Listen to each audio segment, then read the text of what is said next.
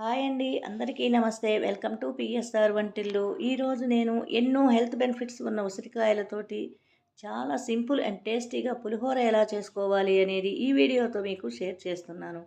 Video ఎక్కడా skip చేయకుండా last వరకు చూడండి. ఇప్పుడు పులిహోర ప్రాసెస్ ఎలాగో చూద్దాము. ముందుగా నేను పులిహోర కోసం ఒక గ్లాసు బియ్యాన్ని అన్నం వండి ఉంచాను.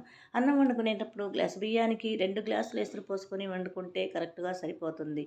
ఈ అన్నాన్ని వెడల్పాటి బేషన్లోకి ట్రాన్స్ఫర్ చేసుకోవాలి.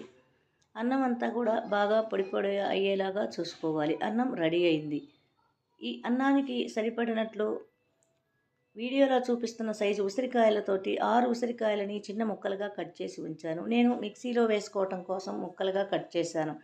గ్రేటర్ తోటి కూడా ఉసిరికాయని తురుముకోవచ్చు.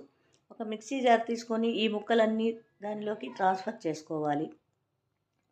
ఈ మొత్తం కోర్సుగా మిక్సీ వేసుకోవాలి. ఉసిరికాయ తురుము కోర్సుగా రెడీ అయ్యింది. దీన్ని ఇలా ఉంచేసి తాలింపు కోసం స్టవ్ పైన ఒక బాణలి ఉంచి స్టవ్ ఆన్ చేసి ఫ్లేమ్ లోకి అడ్జస్ట్ చేసుకొని దానిలోకి 2 టేబుల్ స్పూన్లు ఆయిల్ని యాడ్ చేసుకోవాలి. ఆయిల్ హీట్ ఎక్కగానే 1 స్పూను ఆవాలని యాడ్ చేసుకోవాలి. అలాగే 2 టేబుల్ స్పూన్లు వేరుశనగ పప్పును కూడా యాడ్ చేసుకోవాలి. వీటిని కలుపుతూ చిటపటమనేంత వరకు కొంచెం సేపు వేగనివ్వాలి. తర్వాత 2 టేబుల్ స్పూన్లు పచ్చిశనగపప్పు, 2 టేబుల్ స్పూన్లు మినపగుండ్లని యాడ్ చేసుకోవాలి. ఇవి కొంచెం ఫ్రై అయిన తర్వాత 2 ఎండుమిరపకాయలు, గుప్పెడు కరివేపాకుని యాడ్ చేసుకోవాలి.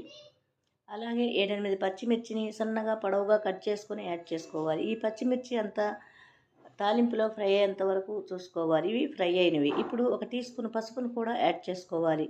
ఒక్కసారి బాగా కలుపుకున్న తర్వాత ముందుగా మనం రెడీ చేసుకున్న ఉసిరికాయ తురుమును దీనిలోకి యాడ్ చేసుకోవాలి.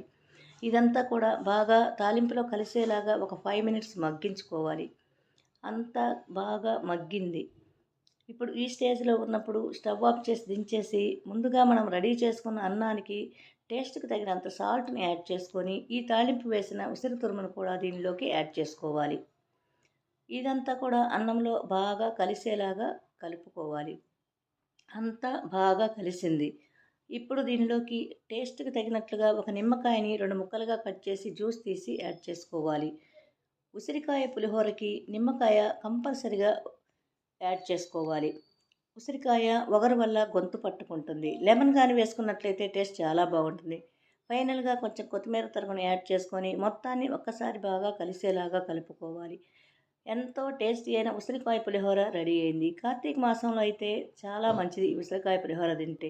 మా వీడియో కనుక మీకు నచ్చినట్లయితే లైక్ చేయండి, అందరికీ షేర్ చేయండి, కామెంట్ చేయండి. Thank you for watching.